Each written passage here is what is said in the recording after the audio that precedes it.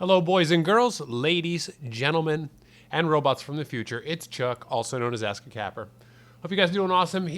I wanted to bring you a breakdown of my Riot Shield gameplay. If you want to check out my class that I have here, this is what I basically am running. Blind Eye Pro, Hardline Pro, Sitrep Pro, Smoke Grenades, Stinger Missile, and Martyrdom. And then my support package of UAV and Ballistic Vests. So that's the class that I have been running in a lot of my recent videos. And I wanted to show you gameplay that really demonstrates why it's so effective to run this kind of class and how you can really help the team. Now, be warned, you're not going to get a lot of kills with this type of class, but your team is going to totally benefit from your presence in each of the games that you play.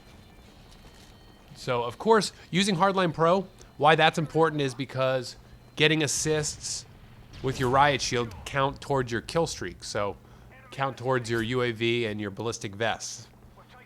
So that's the main component of this, is using your Riot Shield so that when enemies' bullets hit your shield and a teammate kills them, then you get a credit for an assist, and 2 assists count as a kill or a point towards your point streaks. I can't ever get over saying point streaks. So keep a watch for that. Notice how they accumulate. They sort of just totally rack and stack up. Oh, before I begin any further, I want to also say that if you're watching this before December 31st, turn in your Mountain Dew Double XP if you have it, because it expires tonight. And Happy New Year, by the way, also. And if you're listening to this, watching this in the future, I hope your New Year's been awesome so far. And, okay, what else did I want to talk about? Using the Stinger Missile, of course, on this roll, your goal is to take out air support. UAVs, anything that's up there should be coming down, and it should be your job to take it down. Because you like the points, but it's also just good to help your team out to be the one guy that they know when it goes up, you're bringing it down.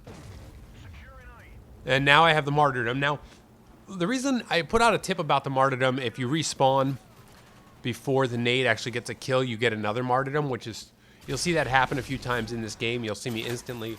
As soon as Martyrdom goes on, I don't even watch the kill cams. I instantly am just, like right here, perfect example. Gets me to kill. And the assist. And why I like Martyrdom better than Dead Man's Hands, and some people have mentioned that. They're like, oh, why don't you run Dead Man's Hands?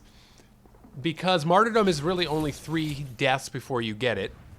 And when I'm using Hardline Pro, the thing I like about Martyrdom is that most likely it's not going to get a kill, which is good, because then I keep getting Martyrdom every time I die, and my teammates can kill those guys, and I get assists for it. And 2 assists, come on class, what's that equal? 1 point towards my point streak. So you can see the benefit of running Martyrdom versus Dead Man's Hands, because Dead Man's Hands will get you a kill, for sure, as it's a ridiculously super gigantic explosion. But I like just wounding guys. I'd rather actually have my Martyrdom not even get me a kill, but just get me an assist. Because then every time I keep respawning, I keep getting Martyrdom, and I keep getting more assists. So, yeah, in this class I run Martyrdom. Usually I run Final Stand.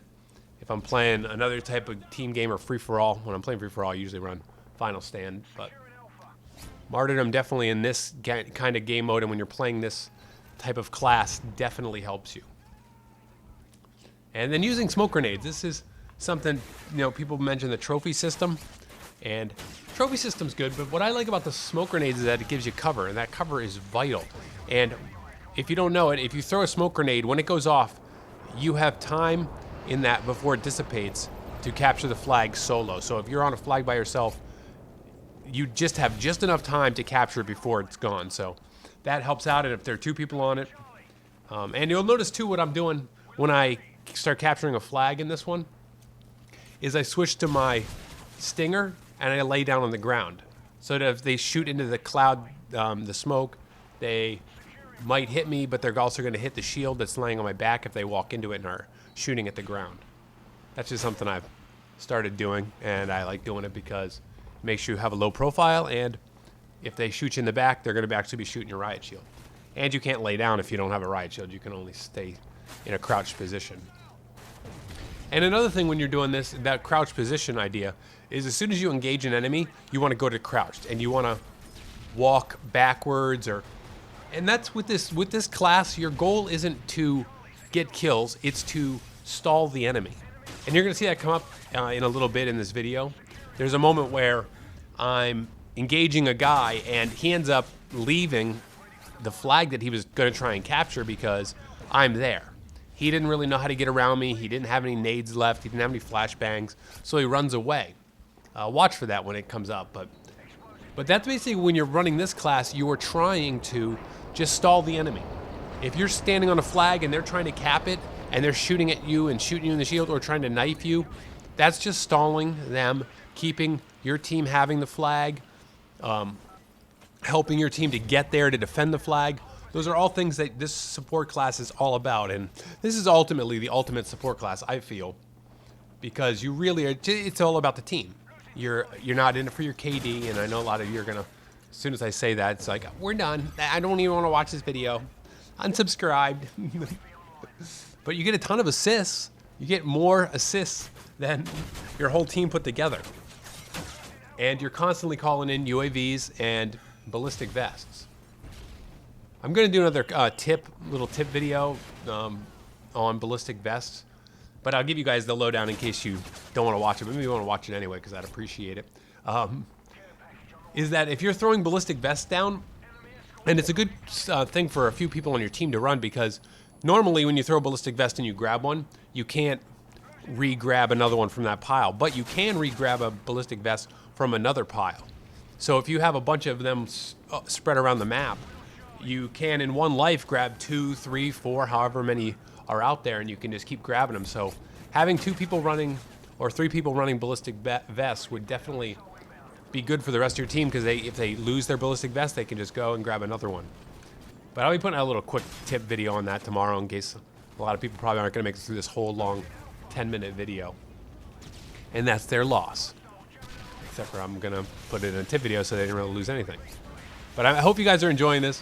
I know that it's a long game, and I like showing full games because you get to see that, yeah, you do die a lot, but how you die is also, and why you're dying, getting shot when you're on a flag, and that's what I do. I try and always put myself, I'm chasing flags.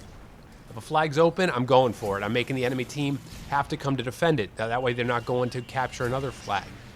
And these are all the things I'm thinking about, like when I'm playing in a game. I'm saying, okay, I should go to this flag, capture it, or at least put pressure on it, bump the flag. Usually I'm right near the flag because I want the team to have to not be focused on capturing our flags, but have to be focused on defending. And that's good. And also whenever the riot shield, when people are shooting at you, another side benefit of that is they're using up ammo, which is always nice. And they're also, I just lost my train of thought there. And they're also giving away their position on the map, which is great. And it is attracting attention of their teammates, who will then come and try and focus on me, Mr. Riot Shield. Yeah, I'm glad I got that train of thought back. Right there was that one where I actually got a kill, and I got 2 kills with 1 martyrdom deaths, because when I respawned before I got a nade kill, and then here I'm going to get another one. No, I screwed that one up completely. Wrong spot, but anyway, you got the idea. Yeah, so keeping that in mind too, that you're just there to stall the enemy. That's the big part of this class, and you're there to defend your teammates. That's something you always want to be doing, is putting yourself in the line of fire between your teammates. And I've done that a few times in this one. I'll see a teammate getting shot at, and my goal is to get in front of him and let him shoot over top of me. As soon as I get in front of him, I duck down and I get in front of him to take the bullets and let him shoot over top of me and get the kill. And the reason I run Blind Eye Pro is if there's an escort airdrop, if you're shooting down air support, you basically want to have Blind Eye on, just because your launchers lock on quicker, which is great. And I think it's even better than sleight of hand, because the 2 clicks it takes to lock on when you're using sleight of hand, and then you reload faster, of course. I think it's kind of negated by the fact that Blind Eye locks on in one quick beep. It's like beep, dee, and you're active and you can fire. So I think that that's better than having sleight of hand, and you can't get shot by air support. So it definitely makes it better for staying alive in those scenarios. Yeah, Blind Eye is awesome. But that's this class. Running to stingers just completely is awesome. Yeah, here's another one. Just, you know, getting in front, blocking teammates, taking bullets. And I love it when the guys, people just don't know how to interact with a riot shield. There you go. Perfect example. My teammate comes along, cleans it up, and gets the kill. And I get the assist, and I get my ballistic vest. And I throw one on.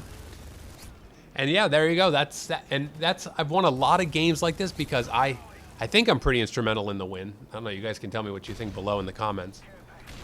But definitely. Look, I'm stoked. I'm spinning in my wheelchair. There you go. Some high match bonus.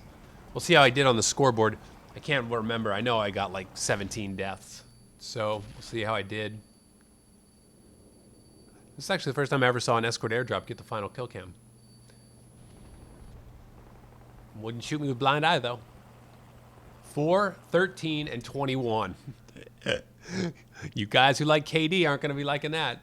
But I think this was from this game, but a lot of the games I was playing with double XP, I got 10,000 experience points for that game with no challenges completed, so that was pretty awesome.